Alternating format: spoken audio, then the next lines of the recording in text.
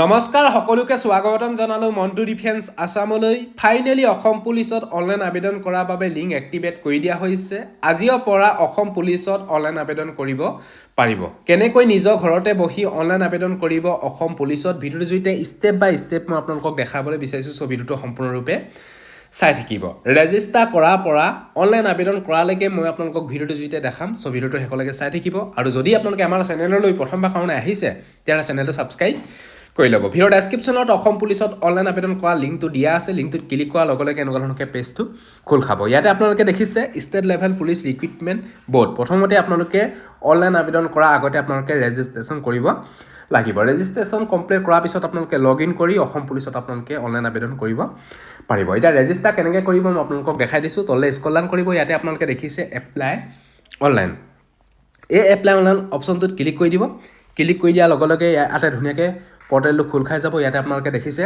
Common applications portal ইয়াতে আপোনালোকে দেখিছে ৰেজিষ্টাৰ নাও এই ৰেজিষ্টাৰ নাও অপশ্যনটোত ক্লিক কৰি দিব ৰেজিষ্টাৰ নাও অপশ্যনটোত ক্লিক কৰাৰ লগে লগে এনেকুৱা ধৰণকৈ পেজটো খোল খাব ইয়াতে কিছুমান ইম্পৰ্টেণ্ট ইনষ্ট্ৰাকশ্যন দিয়া হৈছে যে ফটোটো আপোনালোকৰ 450 KB ভিতৰত হ'ব লাগিব JPEG বা JPG PNG ফৰ্মেট হ'লেও হৈ যাব তাৰপৰা ছিগনেচাৰটো আপোনালোকে 100 KB ভিতৰত আপোনালোকৰ হ'ব লাগিব সেম JPEG বা JPG PNG ফৰ্মেট হ'লেও হৈ যাব তাৰপৰা next document to be upload আপোনালোকে ডকুমেণ্ট আপলোড কৰিব লাগিব এইখিনি ডকুমেণ্টছ আপোনালোকে আপলোড কৰিব লাগিব ডকুমেণ্টছবিলাক ফৰ্মেট পাই আপোনালোকৰ PDF আকাৰত 200 KB হ'ব লাগিব এইটো বিষয় আপোনালোকে গম পালে ডকুমেণ্টৰ বিষয় আপোনালোকে গম পালে এতিয়া ৰেজিষ্টাৰ কেনেকৈ কৰিব মই আপোনালোকক দেখাই দিছোঁ ইয়াতে কিছুমান ডিটেইলছো দিয়া আছে যে আপোনালোকে চাই লওক যে ৰেজিষ্ট্ৰেশ্যন কৰাৰ আগতে আপোনালোকক কৈছে যে candidate must register in the application portal once for all the advertisement আপোনালোকে সকলো পদৰ কাৰণে অনলি এটা ৰেজিষ্ট্ৰেশ্যন কৰিলে হৈ যাব এটা ৰেজিষ্ট্ৰেশ্যন কৰিয়ে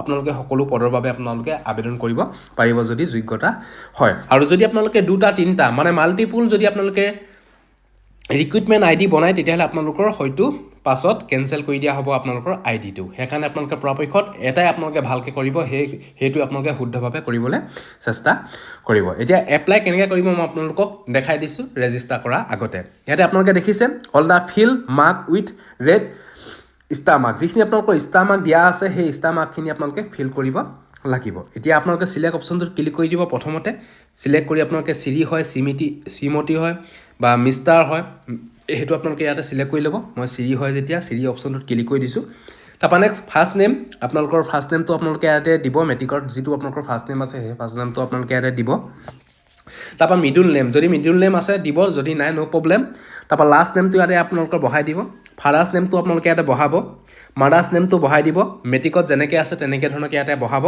ফোন নম্বৰটো বহাব ৰেজিষ্টাৰ ফোন নম্বৰটো আপোনালোকে বহাব যিটো আপোনালোকৰ লগত আপোনালোকে লৈ থাকে মোবাইল নম্বৰ সেই মোবাইল নম্বৰটো আপোনালোকে ইয়াতে বহাব তাৰপৰা নেক্সট এমপ্লয়মেণ্ট এক্সেঞ্জ নম্বৰ আপোনালোকে এমপ্লয়মেণ্ট এক্সেঞ্জ নম্বৰটো আপোনালোকে ইয়াতে বহাব লাগিব হায়েষ্ট কোৱালিফিকেশ্যন আপোনালোকে কিমানলৈকে পঢ়িছিলে সেইটো আপোনালোকে ইয়াতে হায়েষ্ট কোৱালিফিকেশ্যনটো আপোনালোকে দি দিব তাৰপৰা নেক্সট পাৰ্মানেণ্ট ডিষ্ট্ৰিক্ট এটা আপোনালোকৰ নিজৰ পাৰ্মানেণ্ট ডিষ্ট্ৰিক্ট যিখন ডিষ্ট্ৰিক্টত আপোনালোকে বসবাস কৰি আছে সেই ডিষ্ট্ৰিক্টখন আপোনালোকে ইয়াতে চিলেক্ট কৰি ল'ব এইটো বিষয়ে আপোনালোকে গম পালে চিলেক্ট কৰাৰ পিছত নেক্সট আপোনালোকে জেণ্ডাৰটো আপোনালোকে চিলেক্ট কৰি ল'ব মেল হ'লে মেল চিলেক্ট কৰিব ফিমেল হ'লে ফিমেল চিলেক্ট কৰিব তাৰপৰা নেক্সট কাষ্ট এণ্ড কেটেগৰী আপোনালোকে কাষ্ট কেটেগৰীটো আপোনালোকে চিলেক্ট কৰি ল'ব জেনেৰেল হয়নে OBC হয়নে SC হয়নে ST H হয়নে STP হয় সেইটো আপোনালোকে চিলেক্ট কৰি ল'ব তাৰ চিলেক্ট কৰাৰ পিছত ডেট অফ বাৰ্থটো মেট্ৰিকত যেনেকৈ আপোনালোকৰ ডেট অফ বাৰ্থটো আছে সেই ডেট অফ বাৰ্থটো ইয়াতে আহি পিনে আপোনালোকে বহাব লাগিব তাৰপৰা নেক্সট আধাৰ নম্বৰটো বহাই পিনে আপোনালোকে ইয়াতে টিকমাৰ্ক এটা দিছে আপোনালোকে চাই লওক প্লিজ চেক এণ্ড কনফাৰ্ম আপোনালোকে ধুনীয়াকৈ ৰেজিষ্টাৰ কৰাৰ আগতে ধুনীয়াকৈ আপোনালোকে ডিটেইলছবিলাক চাই ল'ব যে যদি কিবা ভুল হৈছে এডিট কৰি ল'ব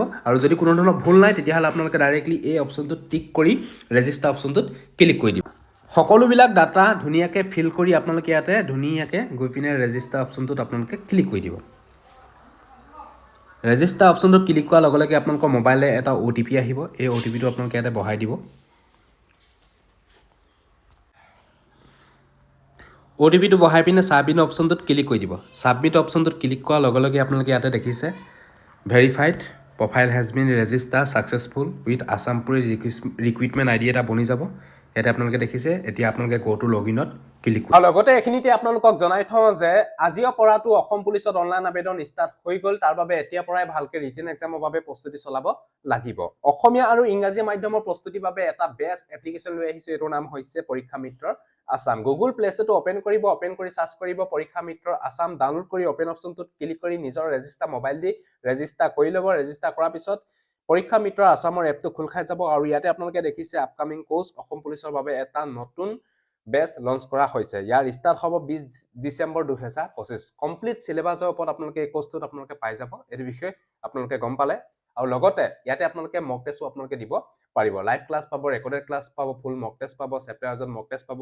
এই বিষয়ে আপোনালোকে গম পালে আৰু ইয়াতে আপোনালোকে কোৰ্সটো বাই কৰিবলৈ হলে আপোনালোকে এটা পেড কৰিব লাগিব। পেডটো হৈছে 899, কিন্তু ডিসকাউন্ট চলি আছে 799 তে আপোনালোকে এই কোৰ্সটো আপোনালোকে লৈ ল'ব পাৰিব। ইয়াতে বাই নাওত ক্লিক কৰি আপোনালোকে কোৰ্সটো লৈ ল'ব পাৰিব। আৰু লগতে এই এপৰ মাধ্যমত পঢ়ি বহু কেন্ডিডেটে ইতিমধ্যে চাকৰি পাবলৈ সক্ষম হৈছে। ইয়াতে আপোনালোকে দেখিছে এচিভাৰ, এই এচিভাৰ ক্লিক কৰি আপোনালোকে ইয়াতে চাব পাৰিব যে এবাৰ যিসকল কেন্ডিডেট অসম আৰক্ষীত সিলেক্টেড হৈছে তাৰে বহু সংখ্যক কেন্ডিডেট এই এপৰ মাধ্যমত পঢ়ি সিলেক্টেড হ'বলৈ সক্ষম হৈছে। ইয়াতে আপোনালোকে চাই লওক, ইয়াতে অসম পুলিচৰ এবি ইউবিত পাইছে, এছআইত পাইছে, সাব ইন্সপেক্টৰত পাইছে। আপোনালোকে ইয়াতে ধুনীয়াকৈ চাই লওক, বহু কেন্ডিডেট মানে ইতিমধ্যে অসম পুলিচত চাকৰি পাবলৈ সক্ষম হৈছে এই এপটো মাধ্যমত।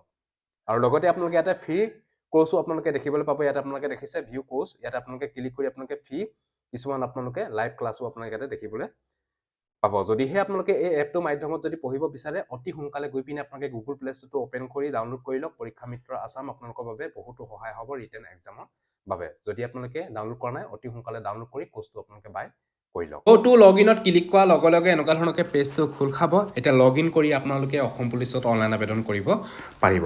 অসম পুলিচত এতিয়া ৰেজিষ্টাৰ কৰোঁতে যিটো আপোনালোকে মোবাইল নম্বৰ দিছিলে সেই মোবাইল নম্বৰটো বা ৰিক্ৰুইটমেণ্ট আইডি যিকোনো এটা হ'লে হৈ যাব। ইয়াতে ৰিক্ৰুইটমেণ্ট আইডিটো বহাই দিলেও হ'ব, ৰেজিষ্টাৰ মোবাইল নম্বৰটো বহাই দিলেও হ'ব। ইয়াতে মোবাইল নম্বৰটো বহাই পিনে ডেট অফ বাৰ্থটো বহাই পিনে লগইন অপশ্যনটোত ক্লিক কৰি দিব। ইয়াতে লগইন অপশ্যনটোত ক্লিক কৰি দিব। লগইন অপশ্যনটোত ক্লিক কৰাৰ লগে লগে আপোনালোকৰ ৱেলকাম বুলি আহিব, আপোনালোকৰ নিজৰ নামটো আহি যাব। এতিয়া আপোনালোকে ইয়াতে কিছুমান ডিটেইলছ ফিল কৰিব লাগিব। কিছুমান ডিটেইলছ আপোনালোকে ইতিমধ্যে ফিল কৰিছে, পাৰ্চনেল ডিটেইলছ আপোনালোকে ফিল কৰিছে ৰেজিষ্টাৰ কৰাৰ সময়ত, কিন্তু এতিয়া আপোনালোকে কিছুমান এড্ৰেছ, ইমেইল আইডি এইবিলাক আপোনালোকে ফিল কৰিব লাগিব। ইয়াতে আপোনালোকে দেখিছে নেশ্যনেলিটিটো আপোনালোকে ইণ্ডিয়ানটো আপোনালোকে চিলেক্ট কৰি ল'ব, ৰিলিজনটো আপোনালোকে চিলেক্ট কৰি ল'ব, হিন্দু হয় নে মুছলিম হয় নে খ্ৰীষ্টান হয় আপোনালোকে ইয়াতে চিলেক্ট কৰি ল'ব।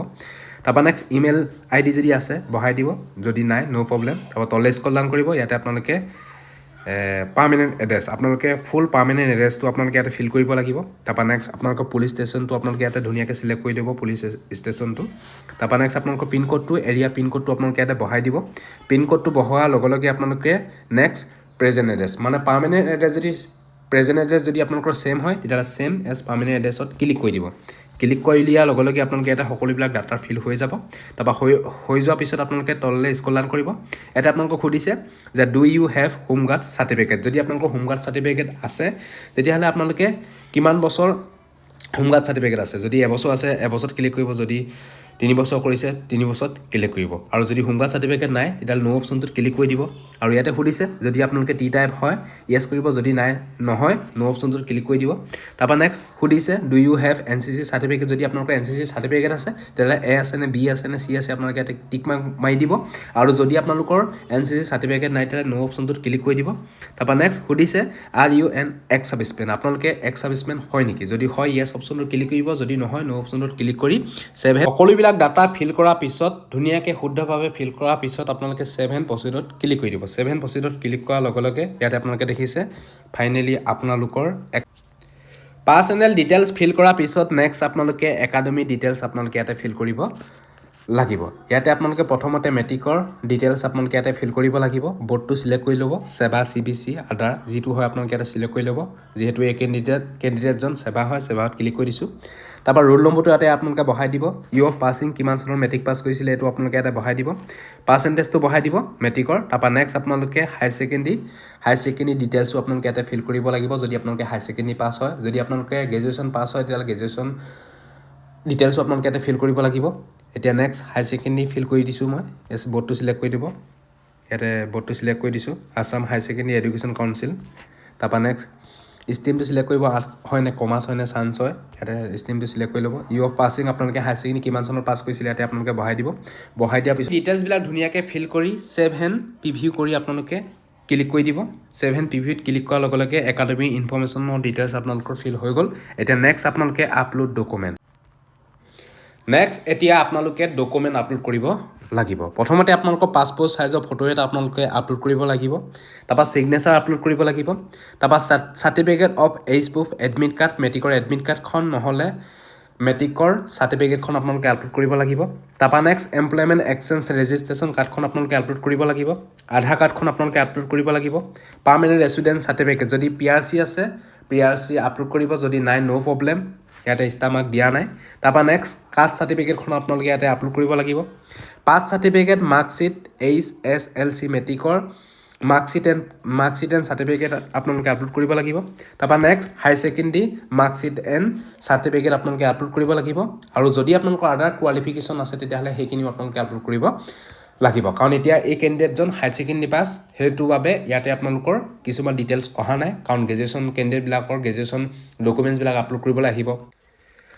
সকলোবিলাক ডকুমেণ্ট আপলোড কৰাৰ পিছত আপোনালোকে এবাৰ ধুনীয়াকৈ চাব ভিউ কৰি যে ফটোৰ ঠাইত ফটো আপলোড হৈছে নাই, ছিগনেচাৰ ঠাইত ছিগনেচাৰ আপলোড হৈছে নাই, আপোনালোকে ভিউ কৰি আপোনালোকে চাব। এই ভিউ অপশ্যনটোত ক্লিক কৰি দিলে সকলোবিলাক আহি যাব।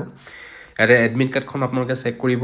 এডমিট কাৰ্ডৰ বিপৰীতে যদি বেলেগ ডকুমেণ্ট আপলোড হৈ যায় তেতিয়াহ'লে আপোনালোকে পিছত প্ৰব্লেম হ'ব, সেইবাবে আপোনালোকে ধুনীয়াকৈ এবাৰ চাই ল'ব।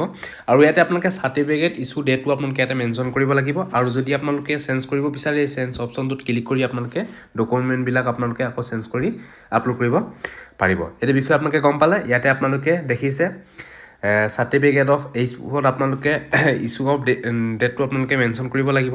এমপ্লয়মেণ্ট এক্সচেঞ্জৰ ৰেজিষ্ট্ৰেশ্যন কাৰ্ডটো আপলোড কৰি আপোনালোকে চাৰ্টিফিকেট ইছ্যু ডেটটো আপোনালোকে মেনশ্যন কৰিব লাগিব। আধাৰ কাৰ্ডৰ আপলোড কৰাৰ সময়ত আপোনালোকে চাৰ্টিফিকেট ইছ্যু ডেটটো আপোনালোকে মেনশ্যন কৰিব লাগিব। এইটো বিষয়ে আপোনালোকে গম পালে। কাষ্ট চাৰ্টিফিকেটখন আপলোড কৰোঁতেও আপোনালোকে চাৰ্টিফিকেট ইছ্যু ডেটটো আপোনালোকে মেনশ্যন কৰিব লাগিব। সকলোবিলাক আপোনালোকে আপলোড কৰাৰ পিছত আপোনালোকে নেক্সট তললৈ যাব। ইয়াতে আপোনালোকে দেখিছে 7 প্ৰচিড, এই 7 প্ৰচিডত ক্লিক কৰি দিব। 7 প্ৰচিডত ক্লিক কৰাৰ লগে লগে আপোনালোকে দেখিছে ফাইনেলি আপোনালোকৰ 7 প্ৰচিডত ক্লিক কৰাৰ লগে লগে আপোনালোকৰ এপ্লিকেশ্যন ফৰ্মখন প্ৰিভিউ হৈ আহি যাব। ধুনীয়াকৈ আপোনালোকে পাৰ্চনেল ডিটেইলছবিলাক আপোনালোকে চেক কৰিব, যদি কিবা ভুল হৈছে চেঞ্জ কৰি ল'ব পাৰে। সকলোবিলাক ধুনীয়াকৈ ঠিক ঠাক চাই ল'ব। চাই পিনি আপোনালোকে ইয়াতে দেখিছে কনফাৰ্ম, এই কনফাৰ্ম অপশ্যনটোত ক্লিক কৰি দিব।